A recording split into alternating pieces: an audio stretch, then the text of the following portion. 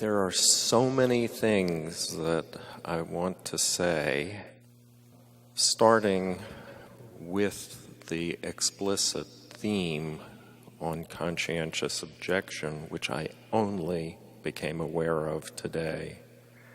I want to invite all of you to educate yourself on the current developments in military doctrine about the conditions under which orders may be refused, indeed are required to be refused. But then the further step, and this doctrine is developing with regard to officers, under what circumstances is it ethical to resign one's commission? And I want you to read this material with the question in your mind: are service members, particularly officers, slaves of the state? Are officers slaves of the state? And let that question settle in the pit of your stomach and curdle there. Chaplain Kaiser will confirm that the 3 P's are the priestly, the pastoral, and the prophetic. And what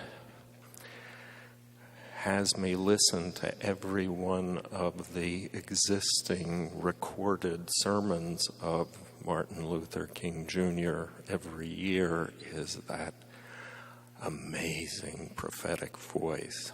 And we need to find some way to make it unmistakably clear to our executive branch, to our legislators, that we never want our military leaders to lose moral agency. Never.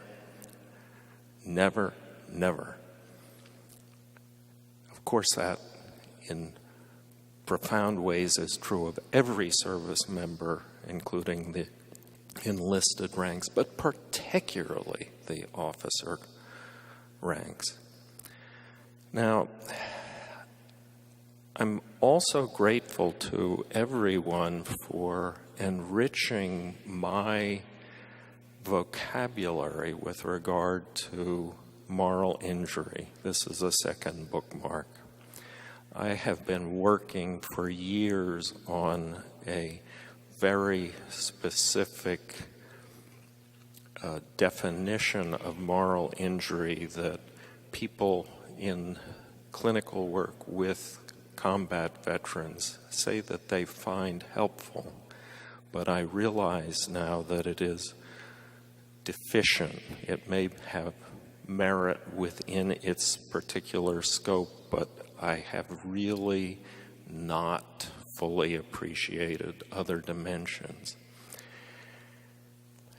The definition that I have been working from and crafting, refining, polishing, all of that, has to do with how power is used. Is it used in accordance with what's right, or does this use of power betray what's right? So, something that I am quite confident is correct and true, it's just too narrow to encompass all of the concerns here. That when 3 things are present, moral injury is present. When there is, number 1, a betrayal of what's right, and that this betrayal of what's right is by someone who holds legitimate authority. 2, 3, in a high-stakes situation. And the stakes never get bigger and higher than they are in war. Sorry, this isn't rocket science. We know this stuff. We know this stuff.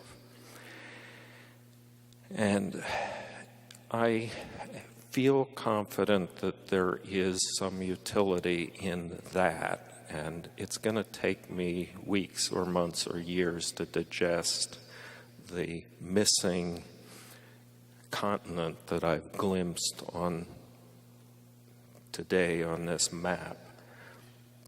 But I am gratified that this concept of moral injury is working its way into the bloodstream within military forces. Having said that, I want to introduce another one of my little hobby horses, which is to remind everyone that we're just one critter. Of course, what we're doing at this moment, what I'm doing, what you're doing, is physiological. We are physical bodies. It remains an unexplained mystery why God created us as physical entities. It was within His capacity to create us as angels. Okay, but He didn't. We're physical, and we are at every instant brain, physical brain, mind, social beings, and inhabitants, users, bearers, fulfillers of a culture. None of these has ontological priority of being the really, really, really, really real one. This big, expensive physical brain isn't the really, really, really one, and all the rest just platonic shadows on the wall or shining bubbles on the stream.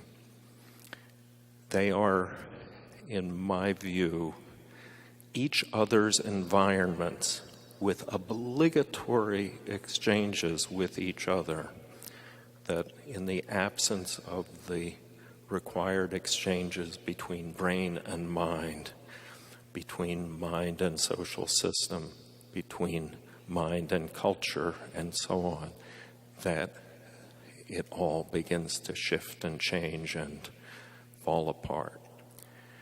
I'm deeply grateful that you invited me, and I look forward to hanging out, to fulfilling Woody Allen's law, showing up as 90%. I will be here till the end of the conference and hope to contribute as much as I possibly can.